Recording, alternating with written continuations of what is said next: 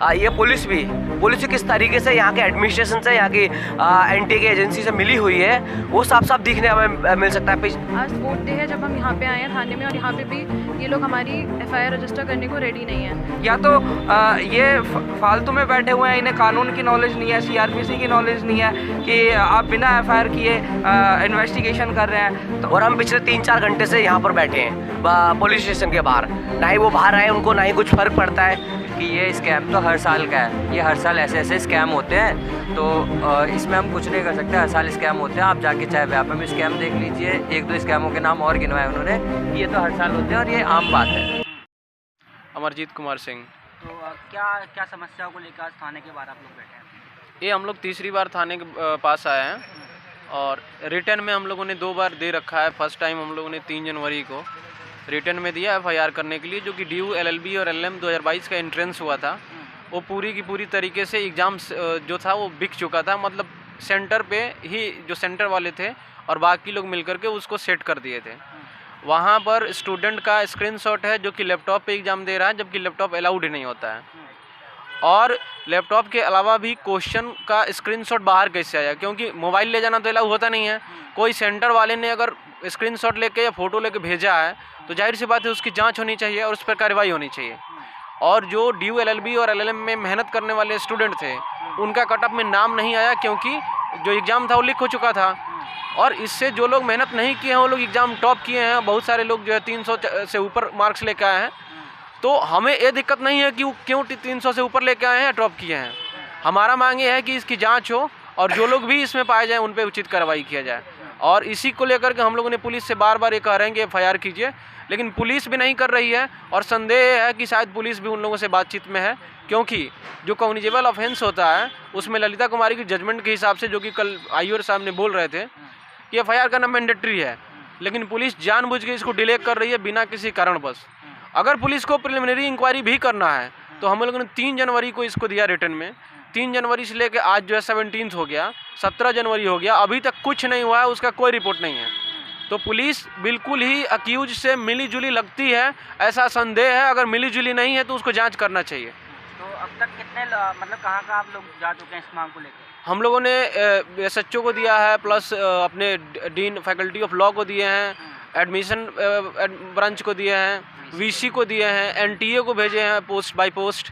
और हम लोगों ने इन पर्सन डीसीपी ऑफिस 2 बार जाके मिले हैं। डीसीपी सर ने बोला कि इस पर हम कार्रवाई करेंगे, और वहाँ से भी उन्होंने लेटर इनको भेज दिया है। जो हमारा कंप्लेन था, वहाँ के जो एसओ सर थे उन्होंने भी 9 जनवरी को जो हम लोग वहाँ गए थे तो कॉल पे भी एसएचओ सर से बात किए और बोले कि इस पर आपको डिले नहीं करना है। अगर आप एफआईआर नहीं करना चाहते हैं तो आप रिटर्न में रिप्लाई कीजिए, और जो भी कारण है आपको एक रिस्पांस देना पड़ेगा।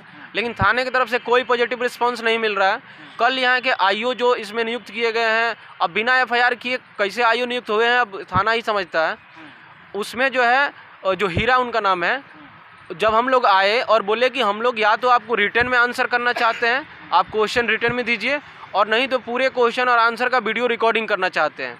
क्योंकि पुलिस का ये बहुत एग्जाम्पल रहा है कि वो आप बताइएगा कुछ और, अपने रिकॉर्ड में कुछ और बना देती है। तो उस पर उन्होंने मना कर दिया। इसका मतलब है कि पुलिस डरती है जांच करने से। तो पुलिस डरती है, ये भी सामने आना चाहिए। अभी आईओ ने कल मना कर दिया, हम लोग आ जाए, एसएचओ सर्कल थे नहीं मिलने के लिए, तो वो जो है यहाँ 2 मिनट बात किए, और किसी का फ़ोन आया उसका बहाना लेकर के अंदर चले गए और अभी तक बाहर नहीं आया बात करने। तो हम लोग यहाँ से ऐसे जाएंगे नहीं जब तक हमको स्टेटस रिपोर्ट नहीं मिलेगा कि अब तक जांच क्या हुआ। अगर जांच हो रहा है तो बताइए क्या हुआ है। वो बोल रहे हैं कि हम जो है यूनिवर्सिटी को लेटर भेजे हैं, अगर यूनिवर्सिटी कहती है तो इस पर कार्रवाई करेंगे। अब जो खुद ही अक्यूज्ड हो सकता है पॉसिबल, क्योंकि यूनिवर्सिटी और एनटीए ने मिलके करवाया है, एग्ज़ाम को कंडक्ट करवाया है, तो क्यों बोलेगा कि जांच कीजिए। तो इसलिए अब वो जो है बहाना एक है कि यूनिवर्सिटी को लेटर भेजे हैं, उसका भी कोई रिकॉर्ड नहीं है, उसका भी कोई रिटन में हम लोगों को नहीं मिला है, स्टेटस की लेटर भेजे हैं। तो अभी का स्टेटस यही है कि पुलिस इस पर जांच नहीं करना चाहती है, और क्यों नहीं करना चाहती है तो पुलिस बताएगी। तो ऐसे कितने स्टूडेंट्स हैं जिनको संदेह है कि जो पेपर लीक हुआ है? कितने ऐसे स्टूडेंट अभी हैं आपके साथ? तो ऐसे बहुत सारे स्टूडेंट हैं, जिसमें 17 स्टूडेंट ने रिटर्न में यहाँ कंप्लेन दिया है। वो 17 स्टूडेंट साथ में भी आए हैं, और कल भी वो आए थे स्टेटमेंट देने के लिए। और कोई भी क्रिमिनल ऑफेंस होता है तो उसमें एक भी व्यक्ति को अगर सस्पेंस है तो पुलिस को जांच करना है, लेकिन पुलिस सीधे सीधे हमारा स्टेटमेंट रिकॉर्ड करने से मना कर रही है। जो कंप्लेन व्यक्ति दिया है उसका स्टेटमेंट नहीं ले रही है, तो कैसे उसको पता चलेगा कि कंप्लेन में क्या है क्या नहीं है। और पुलिस उस कंप्लेन पे काम भी नहीं कर रही है। अगर उसको काम नहीं करना है, एफआईआर नहीं करना है, जुरिडिक्शन का बहाना बनाया जा रहा है, तो लिखित में दे कि हमारा जुरिडिक्शन नहीं है। फिर जहाँ जुरिडिक्शन होगा हम जाएंगे, कोर्ट में हम जाएंगे, कोर्ट से हम जुरिडिक्शन देखेंगे कि कहाँ जाता है। मेरा नाम सचिन कुमार है। तो क्या लगता है कि जो पुलिस की तरफ से कार्रवाई भी हो रही है? नहीं, हमें नहीं लगता कि पुलिस की तरफ से कोई कार्रवाई हो रही है। हम यहाँ पर 3 से 4 बार आ चुके हैं। लगभग काफ़ी दूर से बच्चे आते हैं, 150 किलोमीटर से 100 किलोमीटर से दूर से बच्चे आते हैं और रोज़ हम कार्रवाई के लिए ही आते हैं कि क्या स्टेटस है। लेकिन हर रोज़ इनका कोई ना कोई बहाना रहता है कि हम इस पर जांच कर रहे हैं, हम इस पर इन्वेस्टिगेशन कर रहे हैं। तो हमें नहीं लगता कि ये कोई इन्वेस्टिगेशन, तो पहली बात तो बिना एफआईआर के कौन से लॉ के तहत, किस कानून के तहत आप इन्वेस्टिगेशन कर रहे हैं। तो पहला क्वेश्चन तो यही बनता है। ये इन्होंने ऐसा समझा हुआ है कि बच्चे अनपढ़ है और इनको कुछ पता नहीं है, इन्हें कानून की नॉलेज बिल्कुल नहीं है। या तो ये फालतू में बैठे हुए हैं, इन्हें कानून की नॉलेज नहीं है, सीआरपीसी की नॉलेज नहीं है कि आप बिना एफआईआर किए इन्वेस्टिगेशन कर रहे हैं। तो ये पुलिस बताए कि कैसे इन्वेस्टिगेशन कर सकते हैं, कैसे आप नोटिस जारी कर सकते हैं और आप क्या बात करना चाहते हैं। जब हम खुद एक्यूज हैं, खुद हम परेशान हैं, तो हमारी बात को सुनना चाहिए। जिसके खिलाफ यूनिवर्सिटी के साथ क्यों जा रहे हैं, यूनिवर्सिटी से क्या बात करनी है, आप एफआईआर करके इन्वेस्टिगेट कीजिए ना। ऐसा थोड़ी है कि हम रोज़ ऐसी खाली यहाँ पर आपसे चाय पे चर्चा करने के लिए आते हैं, रोज़ आप बुला लेते हैं। काफ़ी लोगों का यहाँ टाइम और पैसा दोनों ही वेस्ट हो रहा है और अभी तक भी कोई कंप्लेंट दर्ज नहीं करी है। तो हमें बताया जाए इसे। और अभी यहाँ बात करने आए, 2 मिनट बात करके फ़ोन का बहाना लेके SHO सर अंदर चले गए। इस पर कोई कार्रवाई नहीं करेंगे तो ये कब तक ऐसा हम देखते रहेंगे। तो कोई आश्वासन अभी नहीं मिल रहा आप लोगों को? कोई आश्वासन क्या, 3 जनवरी से आज तक कोई आश्वासन नहीं है। और कब तक ये आश्वासन क्या हम देखते रहेंगे? जब पूरा एडमिशन और सारी चीज़ें स्टार्ट हो जाएंगी तब तक हम ऐसे ही झेलते रहें चीज़ों को, रोज़ आके यहाँ पर बैठते रहें? क्या हमारे कानून के अंतर्गत ऐसा ही प्रावधान है कि 10-10, 20-20 दिन तक यहाँ पर चक्कर काटे और फिर एफआईआर हो? SHO सर ने कहा यहाँ 1000 एफआईआर के लिए आते हैं, क्या हम सबको दर्ज कर ले? क्यों आप दर्ज नहीं करोगे, क्यों एफआईआर रजिस्टर्ड नहीं करोगे? करने का तो लगातार जिस तरीके से अभी सभी कह रहे हैं कि स्कैम जो हुआ है इसमें, तो इस स्कैम के बाद प्रशासन से भी आप लोगों ने जो लिखित में लेटर वगैरह दिया है उनको, तो आश्वासन क्या क्या मिल गया आपको? हम लोग लगातार 13 दिसंबर से जब फर्स्ट मेरिट लिस्ट आई थी उसके 2 दिन के बाद से हम लगातार कॉलेज के, कोर्ट के, हर जगह के चक्कर काट रहे हैं, पर अभी तक कोई भी एक पॉजिटिव रिस्पांस नहीं मिला है। आज 4th डे है जब हम यहाँ पे आए हैं थाने में, और यहाँ पे भी ये लोग हमारी एफआईआर रजिस्टर करने को रेडी नहीं है।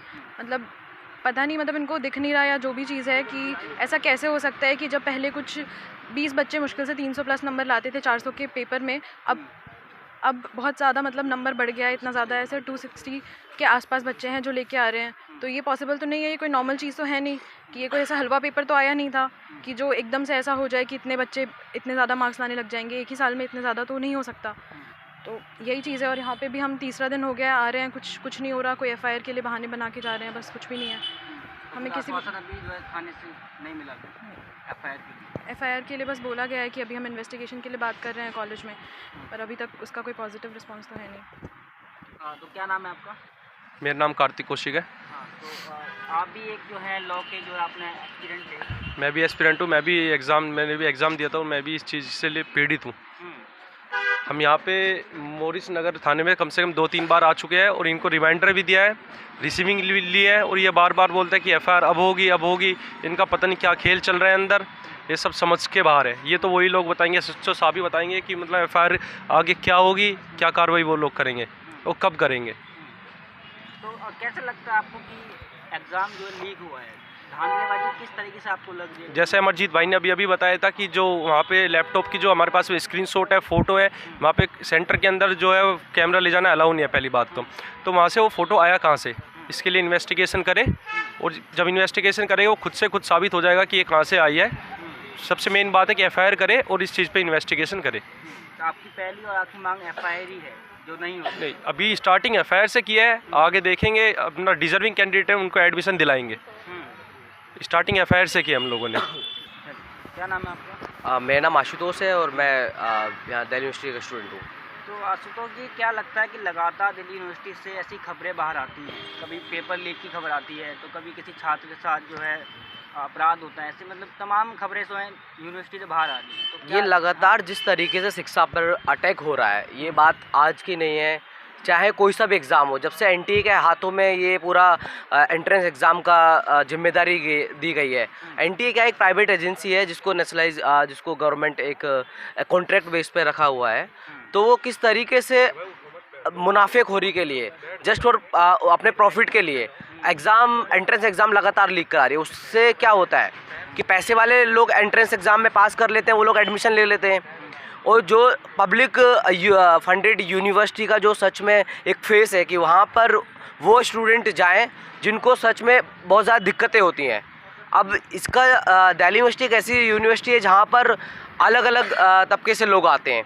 अब जब यहाँ पर भी पैसे वालों का एडमिशन होने लगेगा तो हम जैसे स्टूडेंट्स का क्या होगा? ये लगातार क्वेश्चन इस सरकार से और एनटीए से लगातार पूछे जा रहे हैं। जिस तरीके से चाहे पीएचडी के हो, चाहे नेट हो, जेआरएफ हो, सबके एग्ज़ाम अब तो यहाँ तक नौबत आ गई कि पिछले कुछ सालों से लगातार एलएलबी का एंट्रेंस एग्ज़ाम डीयू का लीक हो रहा है। इस बार तो साफ एक मतलब ऐसे कुछ जो सेंटर बनाए गए उन पे उनकी सारे स्टूडेंट्स की सिलेक्शन हुआ है। जैसे जम्मू कश्मीर का एक सेंटर हो गया और एक चंडीगढ़ का सेंटर हो गया, और उस वहाँ से कुछ फ़ोटोज़ भी हमारे पास हैं, जो फ़ोटोज़ आई हैं कि एग्ज़ाम सेंटर में अगर पहली बार तो फ़ोन ले जाना अलाउड नहीं होता, तो वहाँ से फ़ोटोज़ कैसे आ रही हैं बाहर। उसमें साफ दिख रहा है कि किस तरीके से घर में बैठ के लोग एग्ज़ाम दे रहे हैं जस्ट क्योंकि उनके पास लाखों रुपया है, क्योंकि उनके पास वो एग्ज़ाम खरीदने के लिए इतना पैसा है कि वो एग्ज़ाम खरीद सकते हैं। इसका मतलब अगर हमारे पास पैसे नहीं तो हम दिल्ली यूनिवर्सिटी जैसी यूनिवर्सिटी में पढ़ नहीं सकते। तो ये सरकार किस तरीके का मॉडल और किस तरीके से शिक्षा को बेचने का काम कर रही है, ये आम जनता की समझ से बाहर हो रहा है। और इतना ज़्यादा दमन इस सरकार ने कर चुकी है, चाहे स्टूडेंट्स हो, मजदूर हो, किसान हो, हर कोई इनके उसमें फंसता जा रहा है। अब सीधा क्वेश्चन आज अब यहाँ मॉरिस नगर थाने पर हम बैठे हैं कि ये पुलिस किस तरीके से यहाँ के एडमिनिस्ट्रेशन से, यहाँ की एनटीए की एजेंसी से मिली हुई है, वो साफ दिखने हमें मिल सकता है। लगातार 15 दिन से हम यहाँ पे आ रहे हैं, अभी तक 15 दिन में ना ही एफआईआर दर्ज की है, बस कंप्लेंट ले ली गई। कंप्लेंट का आगे क्या प्रोसेस रखा है ये भी कुछ नहीं बता रहे। एसएचओ आए, कुछ नहीं सुना, बस सिर्फ बहाना करके अंदर चले गए।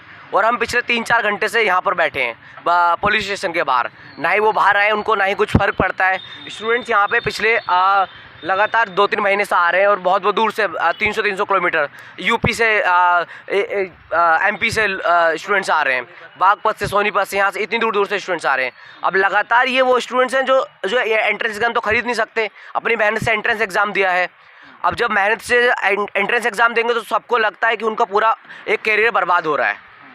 तो इस बर्बादी का जिम्मेदार कौन है? यहाँ का दिल्ली पुलिस है या दिल्ली यूनिवर्सिटी एडमिशन या एनटीए है या गवर्नमेंट है?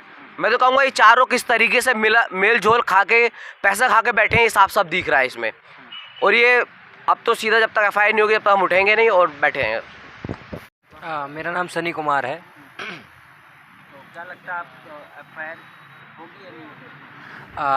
अब जिस हिसाब से इनके तेवर दिख रहे हैं, हम जब से ऑलमोस्ट 15-20 दिन से आ रहे हैं और इन्होंने अभी तक कुछ नहीं किया, खाली हर बात पे गोली दी है कि अभी ये कर देंगे, अभी नोटिस जारी कर देंगे, अभी ये कर देंगे, अभी इनसे बात कर रहे हैं। तो इनके तेवर देख के हमको लग नहीं रहा है कि ये कर देंगे। और अगर ये जब तक एफआईआर नहीं करते, हम सब लोग यहीं बैठे रहेंगे, फिर चाहे कितने भी दिन हो जाए। प्रशासन को भी, आपने जो ड्यू प्रशासन है उसको भी आप लोगों ने जो है काफ़ी बात की उनसे? हाँ जी, वहाँ हाँ से जी। क्या आश्वासन मिला? वहाँ से तो खाली मतलब सीधा मतलब एक बार हम उन्हें एप्लीकेशन देने गए थे रिटर्न, तो वहाँ पे एक मैम है, उन्होंने सीधा बोला कि ये स्कैम तो हर साल का है, ये हर साल ऐसे स्कैम होते हैं, तो इसमें हम कुछ नहीं कर सकते, हर साल स्कैम होते हैं, आप जाके चाहे व्यापार में स्कैम देख लीजिए। 1-2 स्कैमों के नाम और गिनवाए उन्होंने कि ये तो हर साल होते हैं और ये आम बात है। ऐसे उनका कहना है, ये तो हर साल होता है, कोई बात नहीं, हम जानते हैं, इससे अवेयर हैं। प्रशासन का एक हाँ जी।